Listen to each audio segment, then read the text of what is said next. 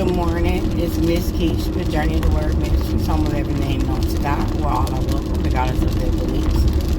And we are trying to nurture that relationship with our Father rather than concentrate on religion that includes a lot of cultural things that have nothing to do with honoring, loving, and praising God. I want to say Happy Father's Day to all the fathers out there. Today we're going to be talking about Jeremiah 10 and 23. Ooh, shame on me. I know it's Jeremiah 10, where it says that a man's life is not his own. And it's not up to him to order his steps. I'm paraphrasing here, obviously, guys. And I'm sorry about not knowing the voice. I thought we maybe should talk about this because we're living in a world where it's become all about self-centered, what our desires are, what we like. And we don't even recognize that the flesh is taking over, that the devil has consumed our spirit and our minds. We become contaminated. We want the best car, the best house, the best shoes, the best clothes, the baddest partner. And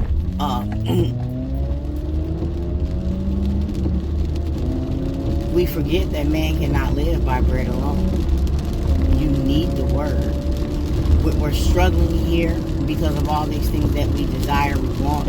We're struggling here because of all the ways that we have to go after it to get it. But if we turn around and blame God and say, well, what kind of God would do this, what kind of God would do that, why am I going to do this, we're going to have a pity party. But the truth of the fact of the entire matter is we as a whole, as a society, have chosen opposite of what God ordered our steps to be. Sit down and really, really think about it. The things that He's asked of us to do as far as our principles of living, it is not that hard to do.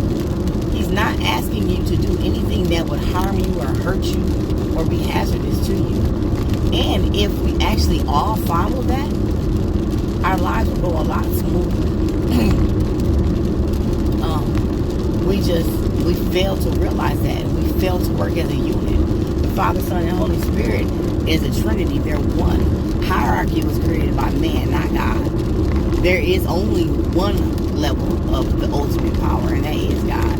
And He has already laid out the things and the ways and the principles that our life should be. And it should be in every avenue of our life. Not Sunday at church, not at Bible study, not in the choir, every avenue of your life. When you go to work, you should treat people with how God has corrected you have directed you to treat them. The way you do your job, whether you hate your job or not, should be morally upstanding. You should have some type of quality from yourself that you're requiring. If you apply those things, love thy neighbor, don't lie, kill, steal. We're the devil. The devil came to lie, kill, steal, and destroy. We do those things on a daily for self-gain. And it's about unity. It's about love. It's about respect. It's about praising God. We didn't even have to create money. We did that. Why? So we can have an upper, lower, and middle class so that someone can feel better than the next. But God loves all His children. He came for the lost, not the found. And He wants those who are doing wrong just as bad as He wants those who are doing right. Look how many chances He's given us. So the least thing that we can do is allow Him to order our steps. And no, I'm not saying that He orders all my steps, and I'm not claiming to be perfect. I don't want anyone to ever think that because I'm talking about these things that I'm saying I'm able to do them all. I'm practicing. I'm a work in progress. And some things that I might have in a little inner circle, but don't have it all the way. You can't force someone to do things, but you can ask them and watch who you're around, as the Bible tells you to see who's willing to do that. I, for example, have a sister for a period of time. And we would go back and forth, and we both have families, both had a spouse, both have some ups and downs, but we would help each other so much. It became a back and forth thing, but none of us were without. So my family, which was quite large, she has a medium-sized family, it would go back and forth, and we were able to keep each other afloat that way. What were we doing? We were not being envious, not being covetous. We were loving our neighbor. We were spreading the love of God. We would have Bible study. We lived hundreds of miles away from each other.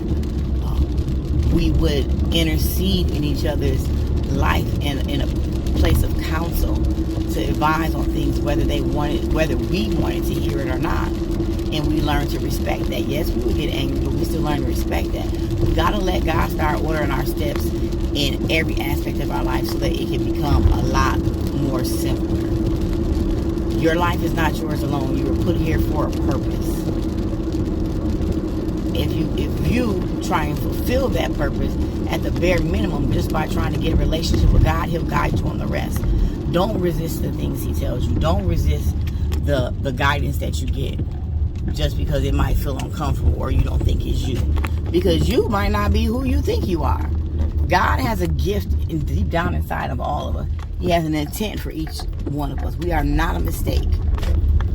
Quit looking at the next man to see and get what he has when you can take care of your own business in a timelihood of what God has in store for you. Be blessed, y'all.